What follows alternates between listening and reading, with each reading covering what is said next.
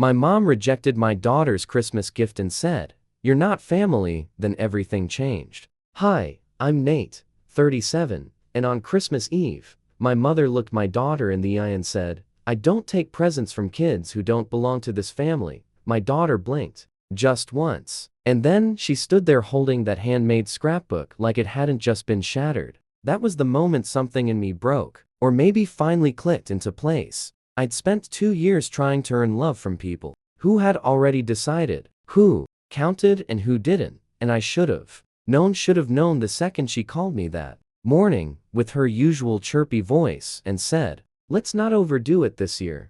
Her code for don't make your daughter feel like she fits in. The snow is falling in that way that makes the world look like it forgave itself. Soft, slow, peaceful. But peace was not on the guest list that evening. We arrived at my parents' house just before 5. The same wreath on the door, the same mismatched dining chairs, the same porcelain village scene they never bothered to dust. My son Tyler, 14, got a warm hug and a "look at how tall you are now." My daughter got a single word.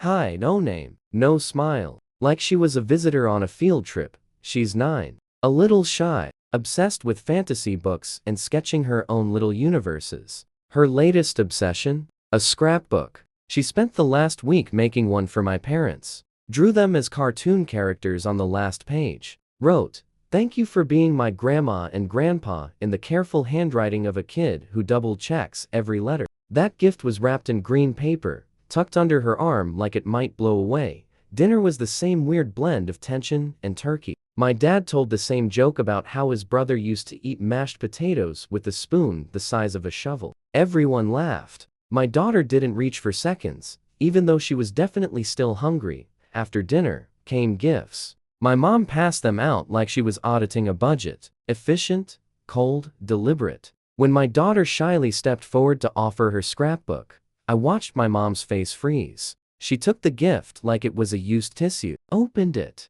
flipped through the pages without reading, then closed it, looked my daughter dead in the eye, and said, "I don't take presents from kids who don't belong to this family." Silence. Not the awkward kind. The seismic kind.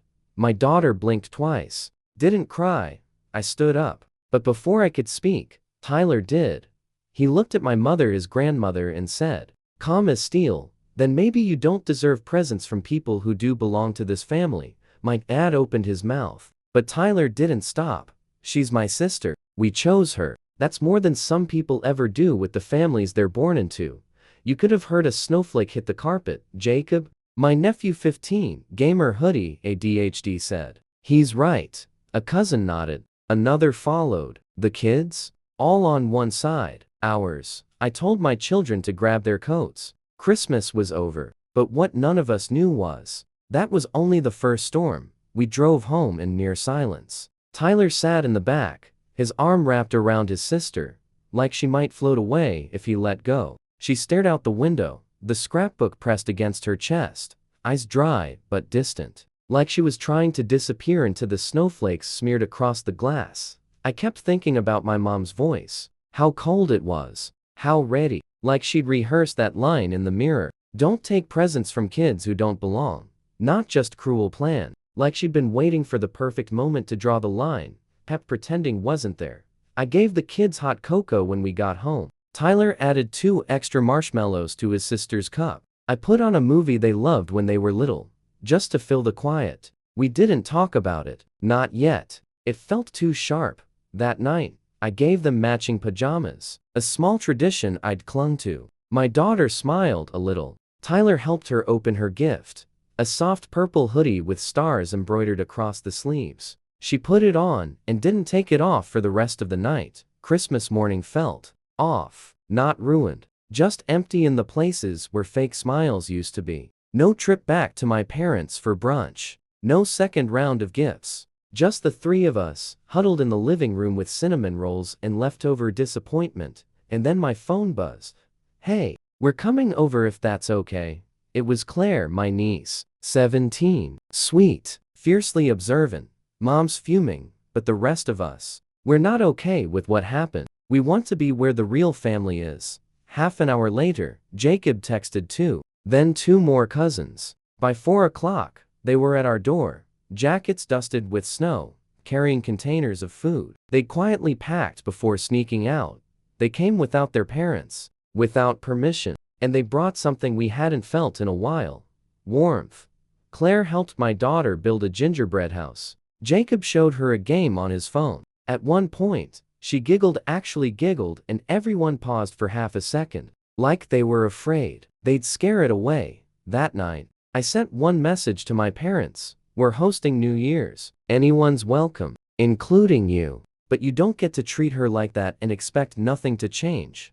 They didn't reply, but New Year's Eve was different. The house was full. There were twinkly lights, bad dancing, mismatched cupcakes, and firecrackers out on the porch. My daughter stayed up till midnight. Tyler handed me a glass of sparkling cider and raised it in the air: "To the people who know how to love." And for the first time in years, I looked around a room and didn't feel like someone was missing. The first week of January settled like snow on tired roofs, quiet, heavy, lingering. My daughter went back to school, still shy at drop-off, but she'd started drawing again. I caught her sketching in her notebook one afternoon. A little girl in a cloak, walking through a forest of glowing trees. She'd drawn herself. But this time, the girl wasn't alone. There were people behind her, holding lanterns. Tyler got back into his routine: basketball tryouts, homework. But I could tell he was watching me, waiting to see if I'd go soft. If I'd do what I always did: try to make peace, pretend it didn't happen. I didn't.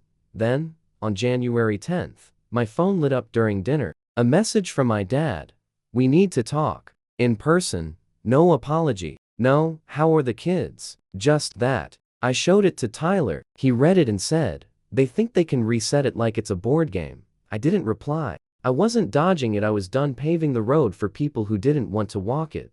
3 days later, they showed up. No warning. Just the doorbell on a Saturday night. Through the peephole, I saw them both. My mom holding her purse like armor. My dad, with that tight-jawed expression he wore whenever he was about to say something cruel and call it honest. I opened the door. Not because I wanted to see them, but because I wanted them to see me. On my ground. They didn't greet the kids. My daughter stayed in her room. Tyler stood just behind me, arms crossed. We sat. The silence was sharp. Then my mom said it. "What happened at Christmas?" "It was taken the wrong way." She said she was joking. Said she felt put on the spot by the scrapbook. I waited for the words that never came. "I'm sorry." My dad jumped in. Instead, "Kids these days are too sensitive. Real families don't fall apart over one comment." And that's when Tyler stepped forward. "You're right," he said, calm but clear. "Real families fall apart after years of treating someone like they don't matter, and finally getting called out." My mom opened her mouth. My dad made a snide remark about raising soft kids. Tyler didn't flinch. "She's not soft. She's strong." She stood there and took what you said, and she didn't cry. "You think she doesn't belong? Maybe you're the ones who don't." That shut them up. For a second, I thought maybe my mom got it. She looked at the floor like she saw something, but then my dad muttered it. "You're throwing away your own parents over some adopted charity case." And just like that, whatever ember of grace still smoldered went cold. I stood up. "You need to leave." My mom blinked. "We came to fix this." "No, you came to fix your image. You're not here for her. Not even for me. You're here because the family stopped pretending you were right." They left without another word. That night, I sat down with a notebook and wrote down every bill I'd paid for them, every utility, every grocery top-up, every fee. I totaled it, logged in, and canceled everything. That money? It was going to my kids. Now, the next morning, I signed Tyler up for a leadership camp he'd been eyeing but never asked for. Bought my daughter a professional set of art supplies, Copic markers, thick paper, carrying case with little drawers. When she opened it, she gasped like it was treasure. She held the markers to her chest and asked, "Are Grandma and Grandpa ever coming back?" I knelt beside her. "Only if they learn how to treat people right." She nodded thoughtfully. "Then it might take a really long time." I smiled. "That's okay. We're not in a hurry." 19 days after Christmas, the consequences started catching up. It was Mrs. Ellison, my parents' next-door neighbor, who called. I was making my daughter's lunch, apple slices and peanut butter, when my phone buzzed. Sweetheart, she said. In that voice elderly women use when they're about to tell you something that'll ruin your appetite. I don't mean to pry, but their house has been dark every night for almost a week. I paused. Dark? No lights. No car noise. Yesterday, I saw your father running an orange extension cord from the car into the window. I leaned against the counter. He's powering the house with the car. Maybe just a lamp or two, but it's not right. Your mother was using a flashlight on the porch. I didn't ask her to explain. I didn't need to. I had stopped paying the electric bill. They were living in the dark. Literally, I told Tyler after school. They lost power. He didn't even look up from his cereal. They're running cords from the car, Al? He looked at me, one eyebrow raised. Poetic. And it was. I waited for guilt. It didn't come. Then came my sister. She called, didn't say hi. Are you serious? You let the power get turned off? Mom's freezing. Dad's furious. What's wrong with you? I didn't flinch. What's wrong with you? You saw what they did on Christmas. You said nothing. He sputtered excuses. They were shocked. They were emotional. They didn't mean it. Then, the real ass. Just one more month of help. We'll figure it out later. No, silence. Then she said something that stuck. They don't know how to fix this without you, I said. Then maybe they shouldn't have broken it, and hung up. That week was the quietest my phone had been in years. No messages. No check-ins. Just silence. Like a house finally exhaling. Until Thursday. It was raining hard cold. Sideways rain that taps the windows like it's trying to get in. I was working from home. Saw movement through the front window. It was my dad. Standing at the foot of the porch. No umbrella. No coat. Soaked to the skin. In his hands, a plastic grocery bag. I didn't open the door. He didn't knock. Just looked up, and even from that distance, I could see something close to shame. Then he placed the bag gently on the bottom step, and left. Inside the bag was the scrapbook, bent at the corners. Water damaged. But all there, inside it, a note. Just one line. I read every page. She called me Grandpa. I didn't deserve it, but she meant it. That night, I handed the scrapbook to my daughter. He brought it back. She said nothing. Just opened it on the rug and flipped through. Slow and careful. At the last page, the drawing of them under the tree. She picked up a dark blue marker and started filling in the background with tiny stars. Tyler asked, "Why stars?" "Because people need light before they figure out where they're standing." February rolled in like wet cement, cold, gray, clinging to everything. Our Christmas lights were still up, drooping a little, but I didn't have the heart to take them down. Maybe because, for once, the season had been ours. Not theirs. Not controlled. Just real. Otter kept drawing. Whole comic pages now. Forests, castles, girls with magic wolves and shields made of light. In every story, there was a quiet girl who didn't say much, but always saved the day. Tyler was back into school mode, already talking about summer camps and basketball tournaments like it was June.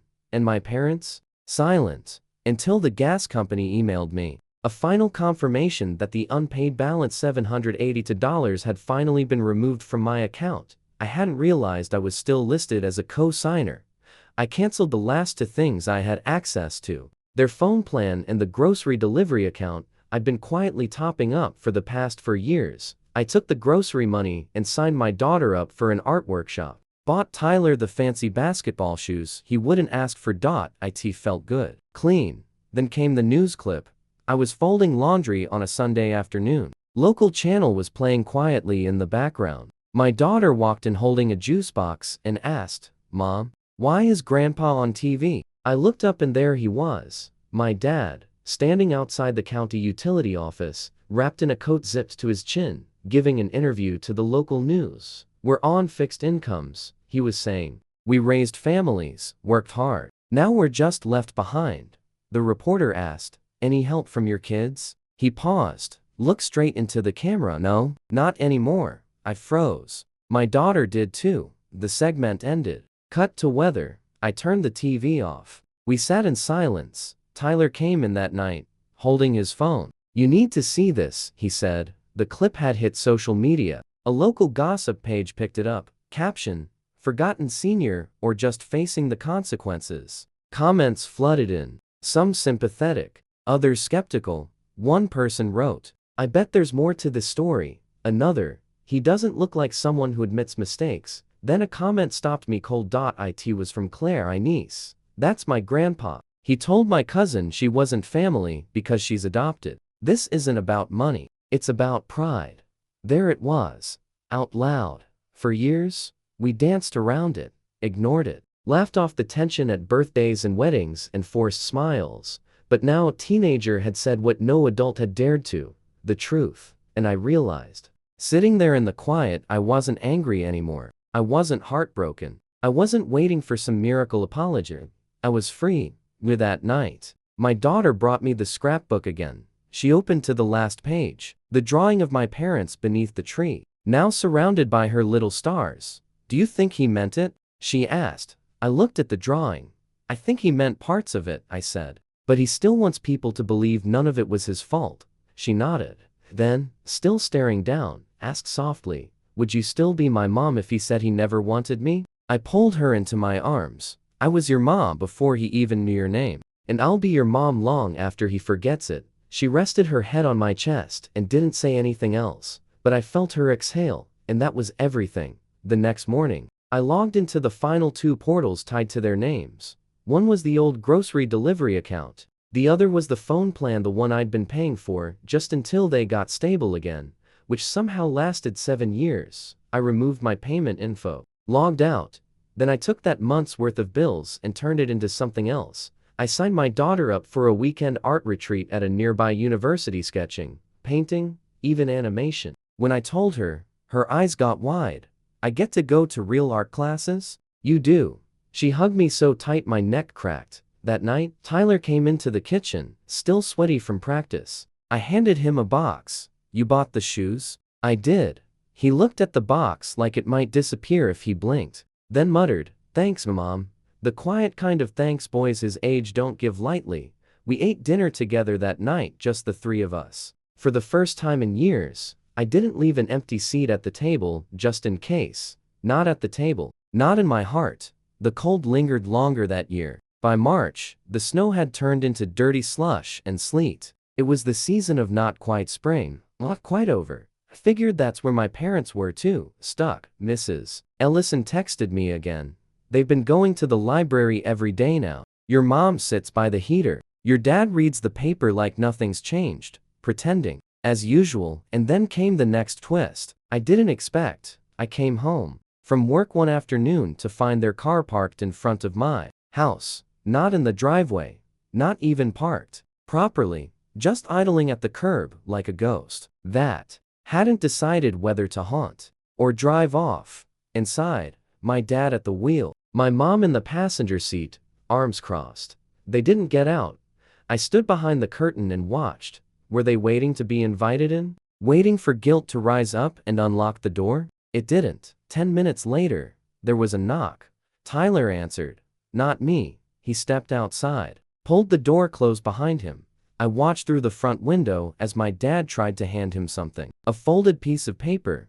Tyler didn't take it right away, just stood there listening, arms still crossed. Eventually, he accepted the note. When he came back in, he said, "It's for you." No envelope, just my name written on the front in my mom's handwriting.